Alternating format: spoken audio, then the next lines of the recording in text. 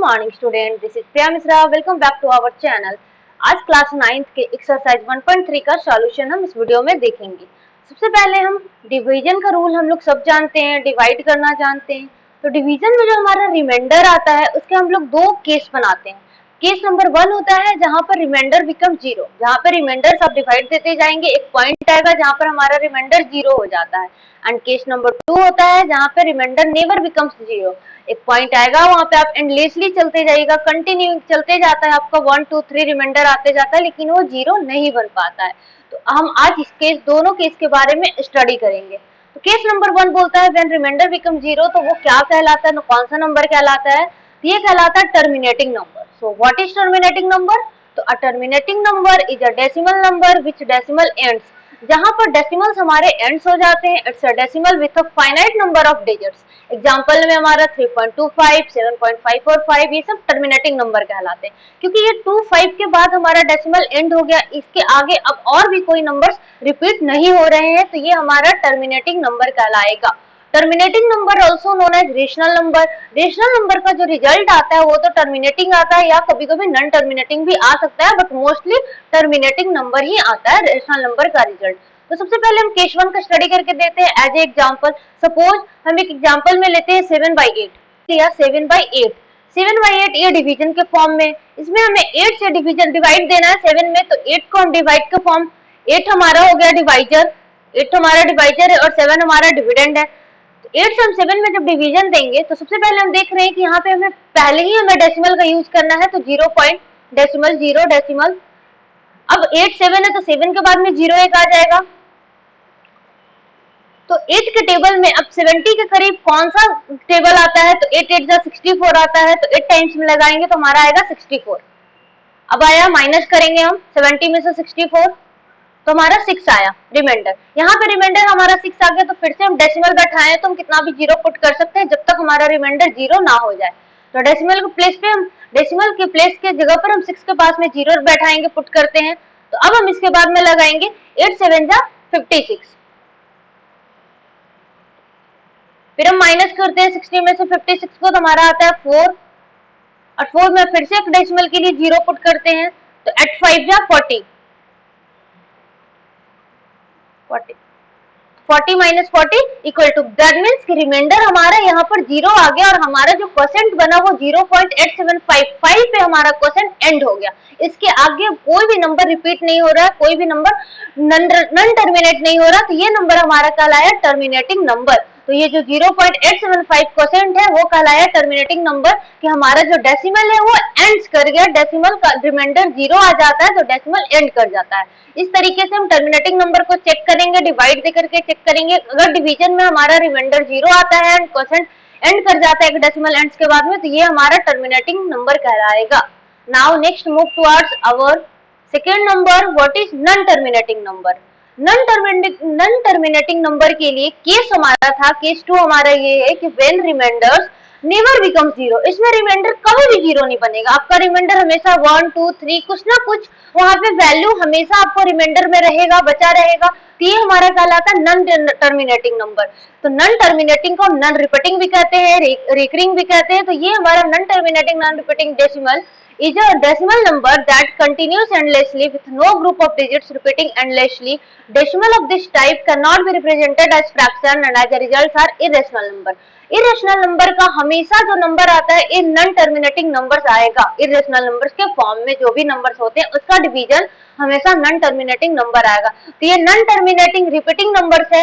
सबसे पहले हम इसका एक एग्जांपल देख सकते हैं, जिसमें 10/3, सपोज हम 10, हमारा 10 डिविडेंड है, 3 डिवाइजर है, तो 10/3 हम डिवाइड देंगे, जब 3 से हम 10 में डिवाइड देते हैं,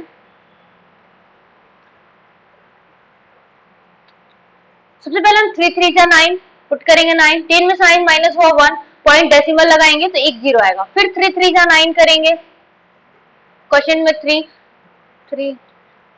क्वेश्चन में 3 3 3 9, 10 में से 9 गया 1, फिर हम डेसिमल है तो उसके डेसिमल की वजह से हम यहाँ पे 0 पुट कर सकते हैं। फिर से हम करेंगे तो 3 9, 10 में से 9 गया 1। इस तरीके से आप देख सकते हैं कि एंडलेसली कंटिन्यू चलते जा रहा है, हमारा रिमाइंडर 1 बचते जा रहा है और हमारा जो क्वोशेंट है वो आते जा रहा है आपका 3.333। इस तरीके से 3 के ऊपर हम बार लगाएंगे एक, दैट मीन्स कि ये रेकरिंग है, रिपीटिंग है। 3 जो हमारा है वो रिपीटिंग है, ये नॉन टर्मिनेटिंग नंबर कहलाया। तो इस तरीके से आप देख सकते हैं कि इसमें रिमाइंडर जो है वो कभी भी जीरो नहीं हो रहा है, नेवर बिकम जीरो। ये एंडलेसली आपका 111 रिमाइंडर आते जा रहा है, और आप 3 आप डिवीजन कितने भी बार करते जाइए सेम टू सेम रिमाइंडर ये 1 देते रहेगा। तो इस तरीके से ये नंबर हमारा कहलाया नॉन टर्मिनेटिंग नंबर और नॉन टर्मिनेटिंग रिपीटिंग नंबर और रेकरिंग नंबर, ये हमारा आया non terminating number. Now move towards our exercise 1.3 का क्वेश्चन की तरफ चलते हैं, क्वेश्चन का सॉल्यूशन देखेंगे।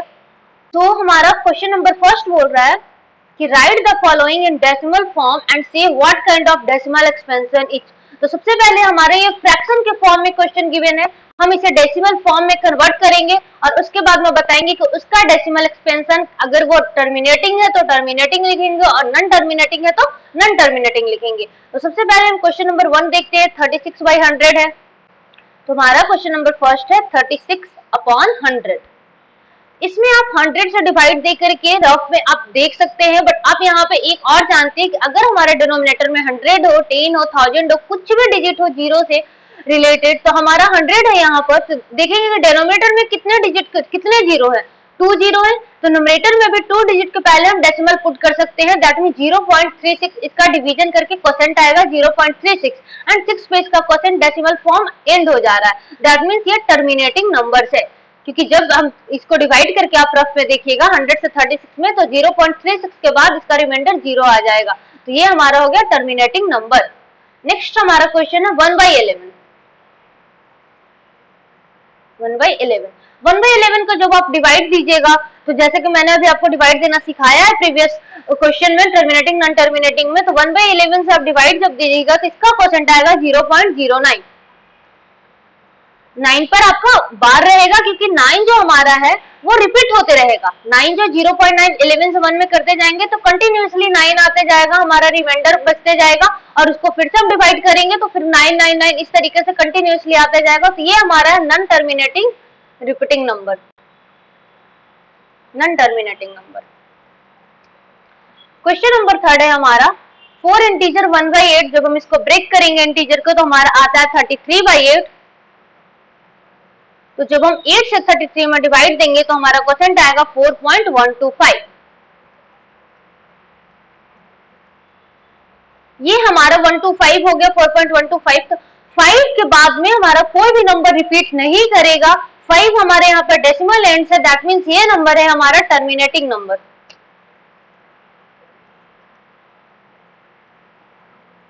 And last but not the least question number 4 2/11। 11 से जब हम 2 में डिवाइड देते हैं तो हमारा जो क्वोशेंट आता है वो 0.1818 का बार आएगा, दैट मीन्स 18 हमारा रिपीट करते जाएगा लगातार, ये 181818 क्वोशेंट में आता जाएगा, क्योंकि आपका रिमाइंडर यहाँ पे बचते जाएगा। तो हम रिमाइंडर में फिर से डिवाइड लगाएंगे तो ये 1818 का कंटिन्यूअसली चलते जाएगा, दैट मीन्स ये नंबर है नॉन रिपीटिंग। तो जिस नंबर के ऊपर ये जो हम लाइन एक ड्रॉ कर रहे हैं नंबर के अबव में, वो हमारा बार कहलाता है। तो जिस नंबर के ऊपर में बार लगाया हुआ, बार ड्रॉ किया हुआ, दैट मीन्स ये number non terminating repeating number है, रेकरिंग नंबर है। ये रेकरिंग रेफर करता है, ये बार जो है वो रेकरिंग रेफर कर रहा है, दैट मीन्स 18 को ये कंटिन्यूअसली 181818 आते जा रहा है, इसका एंड नहीं है, एंडलेसली है ये। और जहां जो भी नंबर पे बार रेफर नहीं है, दैट मीन्स वो नंबर टर्मिनेटिंग है, उसका एंड है। Move towards our question number 2। Question number 2 बोल रहा है, now move towards our question number 2. You know that 1/7 is equal to 0.142857 का बार, that means ये नंबर रिपीट होते रहेंगे। Can you predict what the decimal expansion of 2/7, 3/7, 4/7, 5/7 and 6/7 are without actually doing the long division? तो ये question आपको given है जिसमें बोल रहा है कि आपको लॉन्ग डिवीजन नहीं करना है, डिवीजन का रूल फॉलो नहीं करना है, आपको शॉर्टली इसमें बताना है 2/7, 3/7 का वैल्यू। तो सबसे पहले हम लोग देखते हैं 1/7 का वैल्यू क्या गिवन है। सबसे पहले वो हम पुट करेंगे। 1/7 का वैल्यू गिवन है 0.142857 इसका बार। हाँ, अब जो हमारा 1/7 का वैल्यू गिवन है, तो अब हम इस तरीके से 2/7, 3/7 का निकालेंगे विदाउट लॉन्ग डिवीजन, क्योंकि ये तो 7 का 1 से डिवाइड देकर के इसका वैल्यू निकाला है। 2/7 को हम लोग लिख सकते हैं 2 × 1/7। इससे तो हमें कोई भी डिफरेंस नजर नहीं आ रहा है, क्योंकि मल्टीप्लाई करेंगे तो 2/7 ही आएगा। अब 2 मल्टीप्लाई एज यूजुअल लिखेंगे, 1/7 का जो वैल्यू गिवन है उसे हम पुट कर देंगे यहाँ पर 0.142857। तो जब हम मल्टीप्लाई करेंगे इसमें, तो 2 से मल्टीप्लाई करेंगे जब हम इस वैल्यू में, तो हमारा आ जाएगा आंसर 0.285714, 0.285714 और नंबर के अबव बार।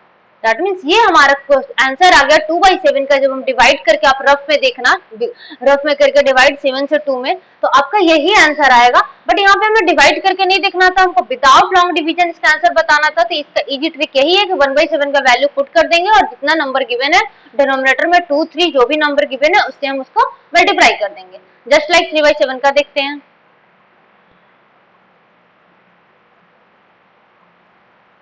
इसको भी हम लिखेंगे 3 into 1/7, तो 3 मल्टीप्लाई 1/7 का वैल्यू गिवन है 0.142857। तो जब हम 3 से मल्टीप्लाई करते इस वैल्यू में, तो हमारा आ जाएगा आंसर 0.428571 एवं 1।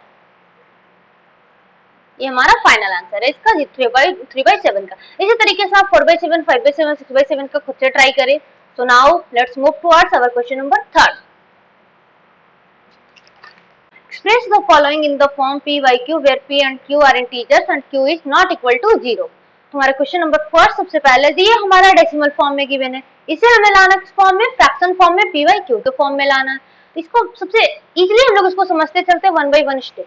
हमारा गिवन क्या है 0.61 में, इसे हम x मानते हैं। Let us x is equal to 0.6 x मानते हैं हम इसको। नाउ अब हम इसको क्या करेंगे कि x हम लोग इसको मान लिए, लेट कर लिए कि x इज इक्वल टू 0.6 है।